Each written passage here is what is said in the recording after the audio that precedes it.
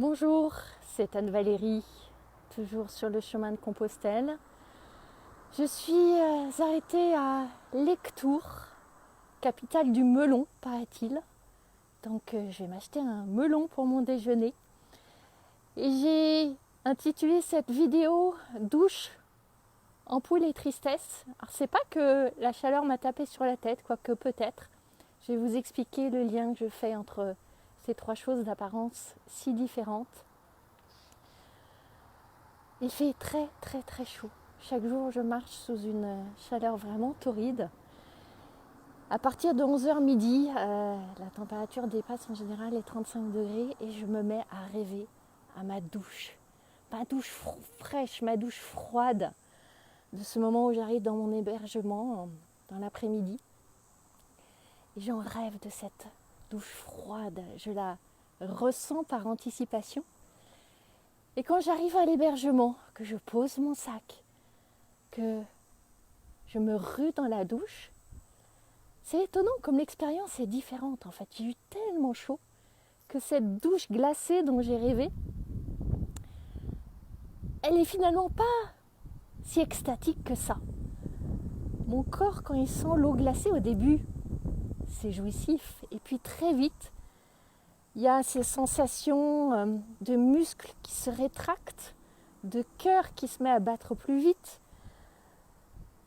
Et les pensées qui arrivent, mais finalement c'est terrible, ça fait mal, c'est désagréable, c'est trop froid. Combien de temps ça va durer? Mais qu'est-ce que tu t'infliges? Et finalement, cette expérience de la douche froide, même si on dit que c'est excellent pour le corps, pour le système immunitaire, pour la circulation, etc., l'expérience que j'en fais devient finalement très différente. Et qu'est-ce qui se passe en fait? C'est mes pensées. Je me mets en résistance. J'en ai plus envie, je résiste. J'aime pas la sensation. Et là, qu'est-ce que je peux faire? Changer mes pensées. Créer une ouverture, une curiosité. Comme c'est intéressant cette eau froide. Cette eau froide dont j'ai rêvé, qui me rafraîchit, qui me vivifie, qui me régénère. Comment est-ce que c'est de créer cette ouverture, cette curiosité, cet espace de calme face à cette eau froide? Comment est-ce que c'est de lâcher la résistance et d'ouvrir à l'expérience? Et c'est exactement ce qui se passe aussi avec mes ampoules. Parce que oui, j'ai des sacrées ampoules sous les pieds. Chaque jour, c'est de pire en pire. Et ce matin, en marchant, vraiment, j'étais dans la douleur, la piqûre, la brûlure, la sensation de marcher sur un tapis de clous de fakir. Et là, c'est la même chose. Je peux me mettre en résistance, me dire mais c'est pas possible, ça fait trop mal, c'est insupportable. Combien de temps ça va durer? Je vais jamais pouvoir marcher, il va falloir que je m'arrête. Pourquoi je m'inflige ça? Dans quel état sont mes pieds? Ça commence à saigner, etc. Et résister. Et créer de la souffrance. Comme on dit, la douleur est inévitable, mais la souffrance est optionnelle.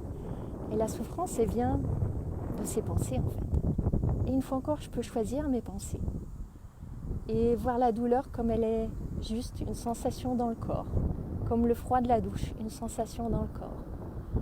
Et choisir de l'accepter, de l'accueillir du mieux que je peux, en arrêtant de me crisper, de me focaliser dessus, de m'enfermer dessus, de devenir un corps de douleur. Et réouvrir et rester attentive à toutes les beautés du chemin et créer des sensations, des émotions différentes à ce moment-là. Et la tristesse. Ce matin, en partant, je me suis sentie triste. Étonnamment triste. Je ne savais pas vraiment pourquoi. Qu'est-ce que c'était que cette tristesse? C'était un poids dans ma poitrine, un nœud dans ma gorge, une sensation de lourdeur, d'énergie faible et basse, comme si elle fuyait dans le bas de mon corps, dans mes pieds. Et cette tristesse, c'est pareil. Je peux y résister, me dire mais aucune raison d'être triste. Pourquoi être triste? Tu es sur le chemin de Compostelle, c'est extraordinaire. Tu devrais être dans la gratitude, tu devrais être dans la joie, tu devrais être dans l'extase. et me blâmer et refermer à nouveau cette expérience et me demander mais combien de temps va durer cette tristesse? Est-ce que je vais la traîner toute la journée? Qu'est-ce qu'elle est lourde? Elle est encore plus lourde que le poids de mon sac, cette tristesse. Ou alors, une fois encore, rester sur les sensations, ce nœud dans la gorge, ce poids dans le cœur, cette énergie qui me donne la sensation de filer par les ampoules de mes pieds, ressentir simplement et observer toutes ces pensées qui en rajoutent et qui en rajoutent. Il y a cette flèche de la tristesse et toutes les flèches que je rajoute moi-même. Et me mettre à l'écoute. Qu'est-ce qu'elle a à me dire, cette tristesse? Quel est son message? Pourquoi est-ce qu'elle est là? C'est quoi cet invité du chemin ce matin? Entendre, écouter le message, ouvrir et voir les possibilités d'étincelles de joie, d'éclats de gratitude, de paix, de calme, de sérénité qui sont là, juste à côté de la tristesse. Elle est là, mais il n'y a pas que elle. Il y a d'autres choses, il y a d'autres émotions. Et tout part des pensées, tout part de mon attention. Est-ce que je mette mon attention dans les ampoules, dans la tristesse? Ou élargir, ouvrir, accueillir, être là à tout ce qui est. Voilà mon expérience du chemin et de ces réflexions sur le fait que vraiment, je le savais, mais là, je le vis, je le sens, je le ressens. Nos pensées créent toutes nos émotions qui créent toute notre expérience. Alors sur ce, je vais aller déguster un délicieux melon de lecture, le savourer, me régaler, soigner mes ampoules, penser à ma douche froide, chérir cette tristesse qui est encore un petit peu là et accueillir tout ce qui veut être là aussi à côté.